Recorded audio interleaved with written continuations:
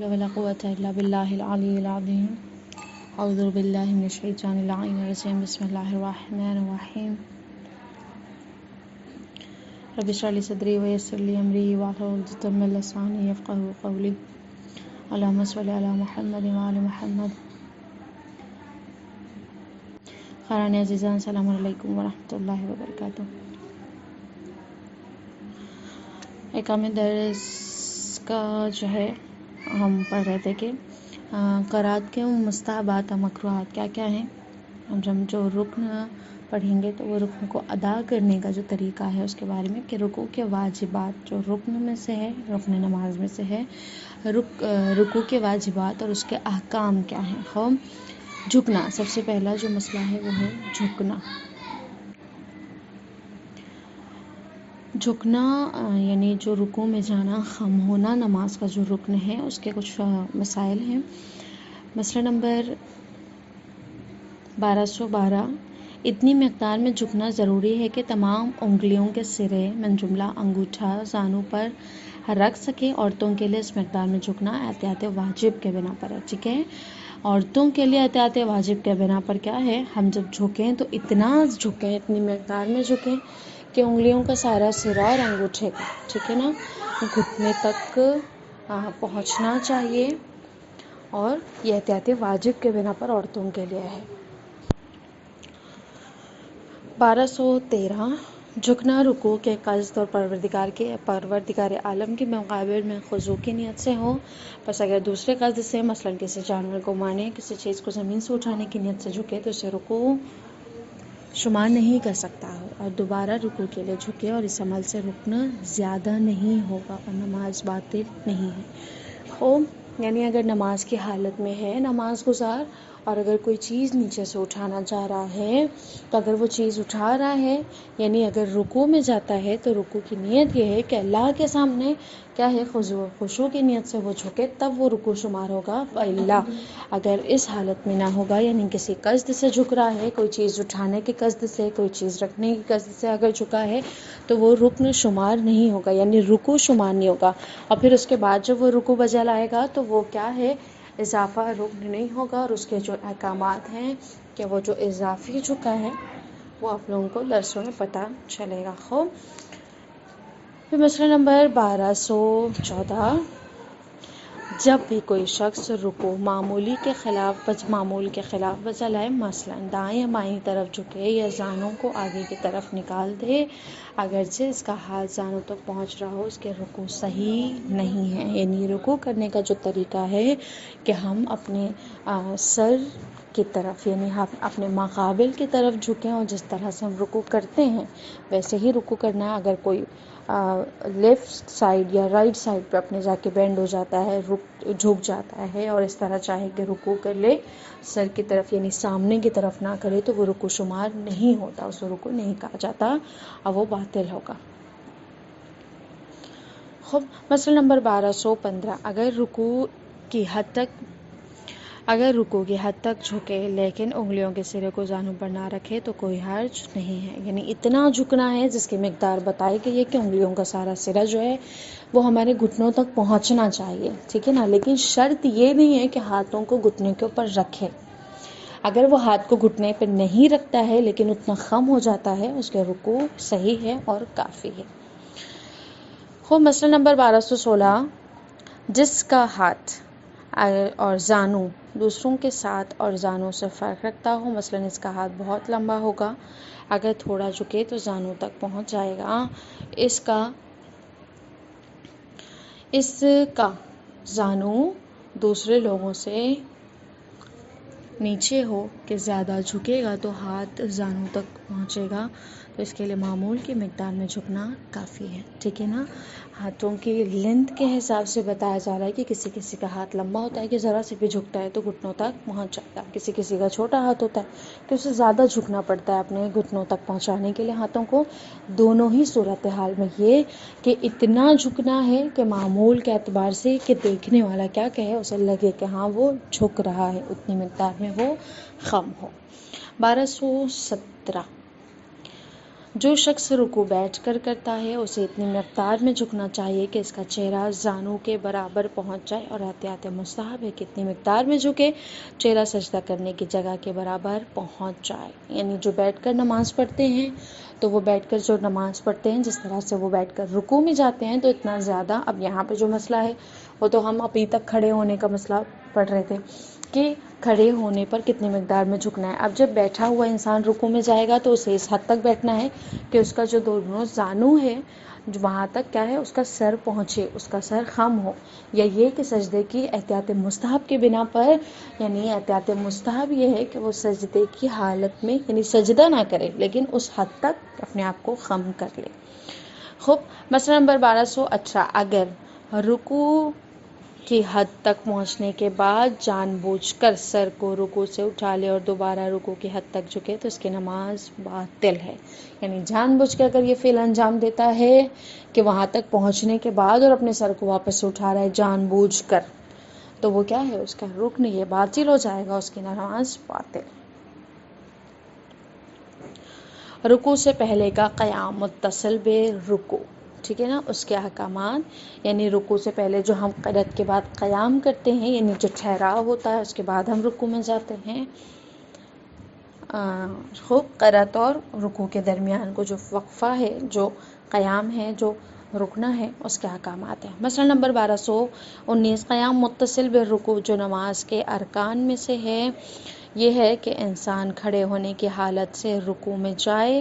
اس بنا پر اگر کوئی شخص حمد و سورہ پڑھنے کے بعد کسی وجہ سے مثلا کسی چیز کو زمین سے اٹھانے کے لیے تھوڑا بیٹھے، ضروری ہے کہ دوبارہ کھڑا ہو کر کھڑے ہونے کی صورت سے رکوع میں جائے، چنانچہ بیٹھنے کی حالت سے ہی رکوع میں چلا جائے تو اس کی نماز باطل ہے۔ اس بنا پر قیام متصل برکوع رکوع سے پہلے تھوڑا ٹھہرنے اور رکنے کے معنی میں نہیں ہے۔ یعنی جو قیام ہے ہمارا جو رکن کہلاتا تھا، پچھلے درس میں آپ نے پڑھا تھا کہ ایک ارکان نماز میں سے جو ہے وہ قیام بھی ہے، قیام بھی رکن ہے، اور رکن میں اگر کوئی مثلا وہ اگر قضا ہو جائے، یعنی رکن اگر ہم بچا نہیں لاتے ہیں تو ہماری نماز کیا ہو جاتی ہے، باطل ہو جاتی ہے۔ اسی طرح یہ جو قیام ہے جو رکوع کے پہلے ٹھہرنا ہے، یہ جو قیام ہے رکوع متصل بالرکوع، یہ جو ہے واجب ہے، اور یہ رکن ایسا واجب ہے کہ اگر وہ قضا ہو جائے، اگر اسے ہم انجام نہیں دیتے ہیں تو ہماری نماز باطل ہے۔ آپ یہ کہہ رہے ہیں کہ اگر ہم نے حمد و سورہ پڑھ لیا، اب ہمیں کیا کرنا ہے، دوسرا سٹیپ کیا ہے ہمارا، رکوع میں جانے کا ہے، ٹھیک ہے نا۔ اب جب رکوع میں جانے کا ہمارا سٹیپ آیا ہے تو وہ جو قیام اس کے پہلے ہے، جو ٹھہرنا ہے، ہمیں وقفہ لینا ہے، وہاں پہ جو ہم ٹھہر رہے ہیں، اب یہ ٹھہرنے کے بجائے اس نے کیا کیا، کوئی چیز اٹھانے یا رکھنے کی نیت سے کیا کیا، ذرا سی بیٹھ گیا اور اس نے وہ کام فعل انجام دیا۔ اب چاہ رہا ہے کہ وہ اٹھتے اٹھتے کھڑا نہ ہو بلکہ رکوع میں فوراً چلا جائے، ٹھیک ہے نا، تو یہ جو ہے اس کا رکوع شمار نہیں ہوگا اور اس کی نماز باطل ہو جائے گی، بلکہ اسے کیا چاہیے کہ وہ کس طرح کرے کہ وہ کھڑا ہو پراپر، اور کھڑا ہونے کے بعد جو قیام کا ایک طریقہ ہے، رکوع سے پہلے اور قرأت کے بعد کے درمیان کا جو قیام ہے، اس کو انجام دے، اور اس کے بعد کھڑے ہونے کی صورت میں ہی جس طرح سے ہم چاہتے ہیں اسی طرح کیا کرے، رکوع میں جائے۔ خوب، ذکر رکوع، رکوع میں جو ہم ذکر کرتے ہیں، خوب، تو اس کے ذکر کے احکامات 1220، مسئلہ نمبر، نماز گزار کے لیے واجب ہے کہ رکوع میں ذکر پڑھے، اور بہتر ہے کہ اختیار کی حالت میں رکوع میں 3 مرتبہ، ٹھیک ہے، یعنی اس کا جو ذکر ہے وہ واجب ہے، لیکن وقت کہ اس کے پاس اختیار ہے کہ وہ 3 مرتبہ کیا کہے، سبحان اللہ، یا 1 مرتبہ کہے کہ سبحان ربی العظیم و بحمدہ، ٹھیک ہے نا، 3 مرتبہ اسے کیا کرنا ہے، بہتر ہے کہ وہ کیا کرے، 3 مرتبہ سبحان اللہ کہے، یا 1 مرتبہ کیا کہے، سبحان ربی العظیم و بحمدہ۔ اگرچہ وہ ذکر پڑھنا جس میں خداوند عالم کی تعظیم اور تمجید تو کافی ہے، لیکن احتیاط واجب کے بنا پر اس مقدار میں ہونا چاہیے کہ مثلاً 3 مرتبہ الحمدللہ یا 3 مرتبہ اللہ اکبر کہے، لیکن دوسرے اذکار جیسے استغفار، صلوات، خود یا مومنین کے لیے خداوند متعال سے دعا کرنا رکوع کے ذکر کے لیے کافی نہیں ہے، اور جو شخص سبحان ربی العظیم کو صحیح سے ادا نہیں کر سکتا تو کوئی دوسرا ذکر جیسے سبحان اللہ پڑھے، اور وقت کی تنگی یا مجبوری کے اضطراب کی حالت میں ایک مرتبہ سبحان اللہ کہے تو اس کے لیے کیا ہوگا؟ وہ کافی ہوگا. خوب مسئلہ نمبر 1221. رکوع کے واجب ذکر کی شرط ہے کہ سب سے پہلا موالات کی رعایت کرے، یعنی کچھ واجبات ہیں رکوع کے، اس کے ذکر کی. خوب تو اس کی شرطیں مثلا شرط ہے رکوع کے واجب ذکر کی، سب سے پہلی واجب میں سے کیا؟ موالات کی رعایت کرے، اسے پے در پے کہے. ٹھیک ہے نا؟ موالات یعنی جس طرح سے بتایا گیا اسی طرح سے ایک کے بعد دیگر. ٹھیک ہے. دوسرا اسے صحیح عربی میں کہے، یعنی حروف کے مخارج اور حرکات کے تلفظ کو وقت رعایت کرے. خوب یعنی جب وہ ذکر کر رہا ہے تو اس کے حروف جو ادا کر رہا ہے وہ بہترین طریقے سے ادا کرے، یعنی اس کے تلفظ اور اس کی عربی صحیح ہونا چاہیے. یہ 2 شرائط ہیں ذکر رکوع کے. اس کے بعد کہہ رہے ہیں کہ بدن کا ثابت اور ساکین ہونا، یعنی بدن کا ٹھہراؤ ہونا، بدن یعنی آرام کی حالت میں ہونا چاہیے، حرکات کی حالت میں نہیں ہونا چاہیے. جس طرح سے پچھلے درس میں آپ لوگوں کو بتایا گیا کہ جب ذکر ہوتا ہے تو بدن کیا ہے؟ ٹھہرا ہوا ہو، یہ ضروری ہے. اس میں حرکت نہیں ہونی چاہیے کہ ہم ہاتھ پیر مارے جا رہے ہوں، نماز پڑھے جا رہے ہیں، یہاں پر نماز میں اشکال ہوتا ہے. خوب اس کے مسائل ہیں. 1222. رکوع کی حالت میں نماز گزار کا بدن ثابت اور ساکین ہونا چاہیے اور اپنے بدن کو اختیاری حالت میں اسی طرح حرکت نہ دے کہ ثابت اور سکون کی حالت سے خارج ہو جائیں، یہاں تک کہ اختیار واجب کے بنا احتیاط واجب کے بنا پر اس وقت بھی جب واجب ذکر پڑھنے میں مصروف نہ ہو، اور اگر جان بوجھ کر اس ساکین بے حرکت ہونے کی رعایت نہ کرے تو احتیاط واجب کے بنا پر نماز باطل ہے، یہاں تک کہ اگر ذکر کو بدن کے ساکین بے حرکت ہونے کی حالت میں دوبارہ کہے. اور یہاں پر کہہ رہے ہیں کہ نماز گزار جب رکوع کی حالت میں آتا ہے تو اس کا بدن کا ساکین ہونا کیا ہے؟ ضروری ہے. ہو اور اس کے بدن کو اختیار حالت میں کیا ہے؟ حرکت نہیں دینا چاہیے، اسے سکون کی حالت میں سکون کی حالت میں رکھنا ہے، اس سے باہر نہیں جانا ہے. لیکن یہ کہ یہاں تک کہ احتیاط واجب کے بنا پر کہ جب وہ ذکر رکوع نہیں کر رہا ہے، ٹھیک ہے، ابھی ذکر نہیں پڑھ رہا ہے، اس حالت میں بھی کیا ہے؟ ضروری ہے کہ وہ کیا کرے؟ ساکین رکھے. اور اگر کوئی جان بوجھ کر ساکین ہونے کی رعایت نہیں کرتا، یعنی اپنے بدن کو حرکت دیتا ہے، تو اس کی نماز باطل ہو جائے گی. اور یہاں تک کہ اگر وہ سکون کی حالت میں اگر ذکر کرنا شروع کر دیا تب بھی اس کے یہی مسئلہ ہے، کیونکہ ضروری ہے کہ جب وہ رکوع میں ہے تو وہ رکن کہلاتا ہے، رکن نماز میں سے ادا کر رہا ہے. اب وہاں پر اس کے لیے واجب ہے، اس کے لیے ضروری ہے کہ وہ کیا کریں؟ اپنے بدن کو ساکین حالت میں رکھیں. خوب مسئلہ نمبر 1224.